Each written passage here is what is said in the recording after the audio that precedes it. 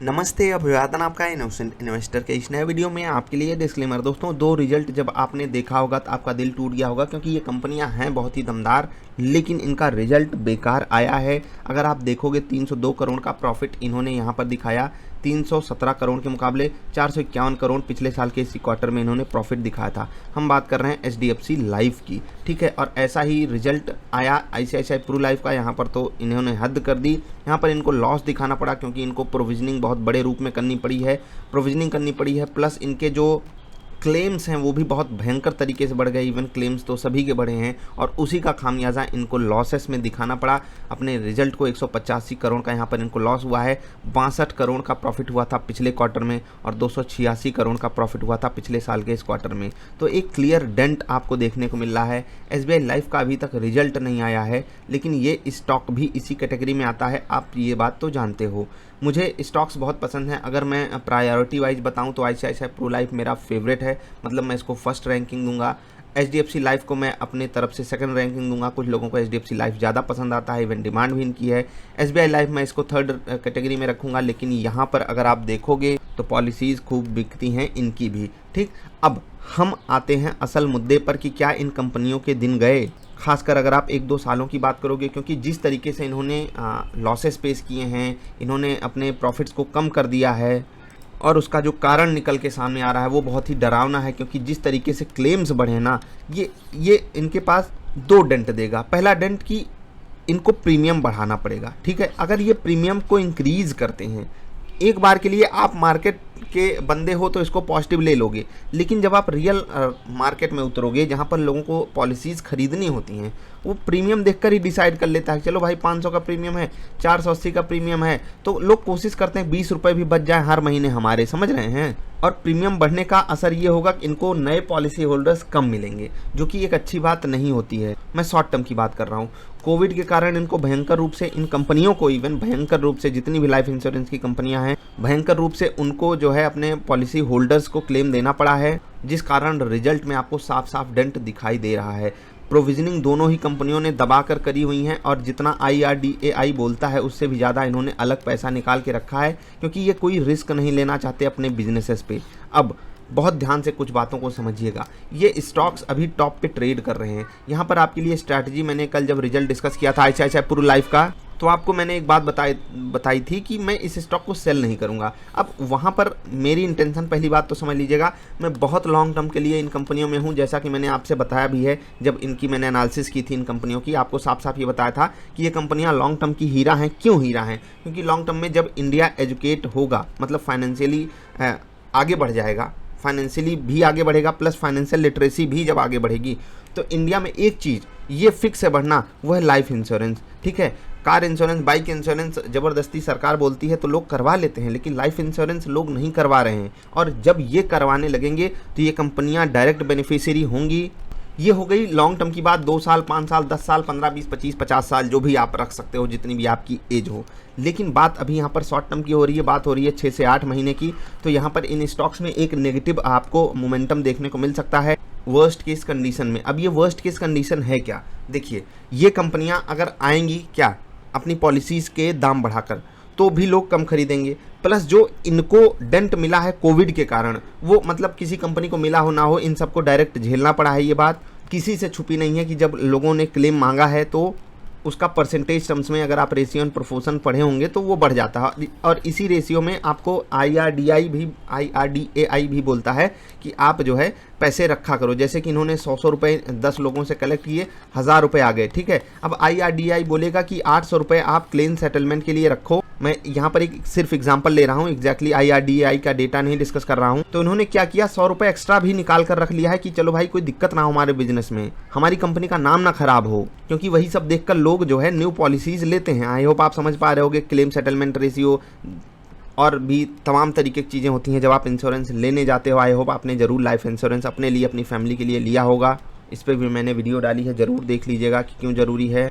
बाकी वापस इन स्टॉक्स पे डिस्कशन करते हैं। मैंने सेल नहीं करने का अगर आपसे बोला है, ये फैसला किया है, तो यहाँ पर कुछ मेरे पास ऑप्शंस भी होंगे, तो हेज करने का ऑप्शन बिल्कुल मेरे पास बचता है। यहाँ पर थोड़ी सी फ्यूचर्स में लिक्विडिटी कम होती है, सॉरी एफएनओ में लिक्विडिटी कम होती है फ्यूचर्स एंड ऑप्शंस में, तो आपके पास ये ऑप्शन तो है कि डिफरेंट मूड ऑफ हेजिंग से आप इसमें अपनी पोजीशन बना सकते हो, और अगर स्टॉक गिरता है तो आपको वहाँ पर जो लॉसेस होंगे वो आपके कवर हो सकते हैं, और अगर स्टॉक भाग जाता है तो आपको यहाँ पर जो प्रॉफिट होगा वही आपको वहाँ पर लॉस होगा। हेजिंग पोजीशन यही होती है कि मुझे नहीं पता स्टॉक कहाँ से रिवर्स कर जाएगा, कैसे रिवर्स कर जाएगा। अगर स्टेबिलिटी दिखाता है तो मुझे प्रॉफिट होगा, अगर जो मैंने स्ट्रैटेजी बनाई है, गिरने वाली स्ट्रैटेजी बनाई है तो मुझे प्रॉफिट होगा, ऊपर जाने वाली स्ट्रैटेजी बनाई है तो मुझे प्रॉफिट होगा। अगर एग्जैक्टली ना स्टेबल है और हमारे अगेंस्ट जा रहा है तभी हमको लॉस होने के चांसेस होते हैं। हेजिंग पोजीशन इसी को कहते हैं, तो आप उस हिसाब से अपनी पोजीशन बना लीजिए। रिसेंटली अगर आप देखोगे HDFC लाइफ निफ्टी में शामिल हुआ था और काफ़ी उम्मीदें थी लोगों को इस स्टॉक से, लेकिन वो उम्मीदें टूट रही हैं क्योंकि आप इनके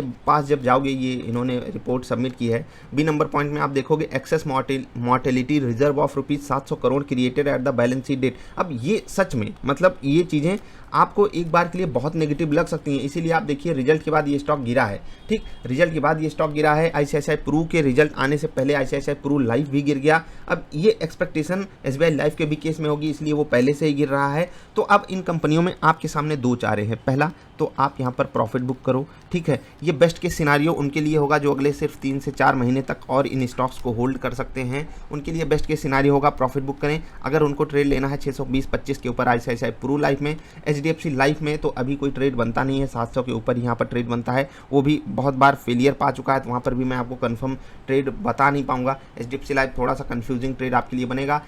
SBI लाइफ यहाँ पर इन्होंने कुछ मंथली डेटा बहुत बढ़िया पेश किया था जिस कारण यहाँ पर बढ़िया मोमेंटम आया था, लेकिन 1040-45 के ऊपर यहाँ पर पॉजिटिव ट्रेड लेने के लिए आपको ब्रेकआउट ट्रेड वहाँ पर लेना चाहिए। बाकी गिरावट होने दीजिए, वर्स्ट केस कंडीशन वाली अगर गिरावट होती है तो आप बिल्कुल नीचे ऐड कर सकते हो। और अगर मार्केट ये मानकर बैठा हुआ था कि इतना तो हो ही जाएगा तो इन स्टॉक्स में उतनी बड़ी गिरावट आएगी नहीं। देखिए हम आप ये चीज़ डिसाइड कर नहीं सकते कि इन स्टॉक्स में एग्जैक्टली क्या होगा, क्योंकि मुझे भी पता था कि इनको डेंट मिलने वाला है। इसी कारण मैंने ये भी डिसीजन लिया था कि मैं इस स्टॉक को होल्ड करूंगा, मुझे इसको सेल नहीं करना है, वरना मैं कब का चाहे यहाँ पर चाहे यहाँ पर चाहे यहाँ पर कहीं ना कहीं तो सेल करके बैठ गया होता। और जो मैंने लॉजिक लगाई यही लॉजिक पूरी मार्केट भी लगाती है, तभी इन कंपनियों को बहुत भयंकर तरीके से प्रीमियम देकर ट्रेड करवाती है। क्योंकि आप खुद देखो HDFC लाइफ कितने का, 650 रुपये का स्टॉक है। मैं आपको इनका अर्निंग पर शेयर दिखाऊंगा, आप दंग रह जाओगे जान करके। एक मिनट, HDFC लाइफ का ही रिजल्ट है ना, ICICI लाइफ का है HDFC लाइफ में, इनका रिजल्ट आपको अर्निंग पर शेयर दिखा देता हूँ नीचे चल करके। ये देखिए 1.5 रुपये ये कमाते हैं, 650 का शेयर 1.5 रुपये। मतलब ये सोचिए कि अगर ये 1.5 रुपये कमा रहे हैं, 6 रुपये इनके साल भर की कमाई और 650, ठीक, 650 प्राइस है अपॉन 6, देखिए प्राइस टू अर्निंग रेशियो 108 का है, 108। अभी इनका रिजल्ट नेगेटिव में आया है, इन्होंने लॉस पेश किया है ICICI प्रू लाइफ ने, लेकिन वहाँ पर भी जब आप पिछले क्वार्टर से जाकर कंपेयर करोगे और उनका भी अर्निंग पर शेयर अगर आप देखोगे तो वहाँ पर भी सेम सिनारियो बन रहा है, ठीक है। जब आप अर्निंग पर शेयर देखोगे ये आ गया 44 पैसे का EPS है, देख रहे हैं, मतलब हद है ना। 31 मार्च 2021 44 पैसे का अर्निंग पर शेयर, कभी घटता है कभी बढ़ता है, लेकिन अगर हम एवरेज भी लेकर चलें यहाँ पर देखिए साल भर का 6 रुपये, तो यहाँ पर भी 100 के आसपास का ही इनको प्रीमियम देती है बाजार। मतलब आप इनको 1 रुपये कमाने के लिए 100 रुपये देने के लिए तैयार हो, क्यों? क्योंकि आपको पता है ये तो आपको कमा कर देंगे ही, ये नो ब्रेनर बिजनेस है, समझ रहे हैं। इतना भयंकर प्रीमियम किस कंपनी को आप दोगे जो आपको कमा कर देती है? आप कम पैसा किसको देते हो?